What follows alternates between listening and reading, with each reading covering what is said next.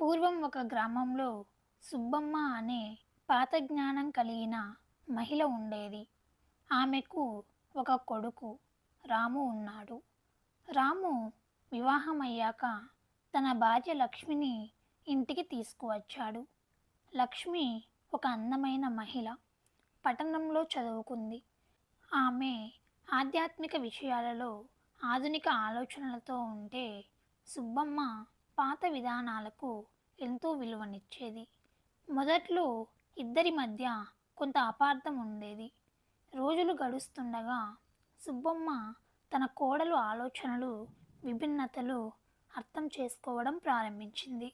లక్ష్మి కూడా సుబ్బమ్మ పాత విధానాలను గౌరవించటం మొదలుపెట్టింది. ఒకసారి గ్రామంలో భారీ వర్షాలు పడ్డాయి.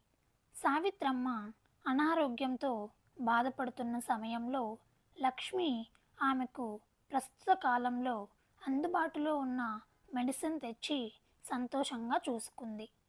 ఈ ఘటన వారిద్దరి మధ్య ఉన్న ప్రతి అపార్థాన్ని తొలగివేసింది. ఆ తరువాత సుబ్బమ్మ లక్ష్మిని తన కూతురిగా స్వీకరించింది.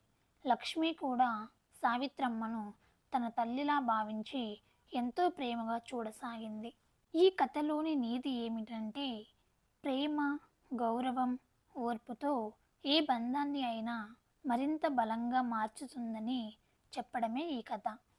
ఇలాంటి మరెన్నో కథల కోసం మన ఛానల్ ద్వారా నోటిఫికేషన్ పొందడానికి ఇప్పుడే మన ఛానల్ని లైక్ చేయండి, షేర్ చేయండి, కామెంట్ చేయండి అండ్ సబ్స్క్రైబ్ చేయండి. అందరికీ ధన్యవాదాలు.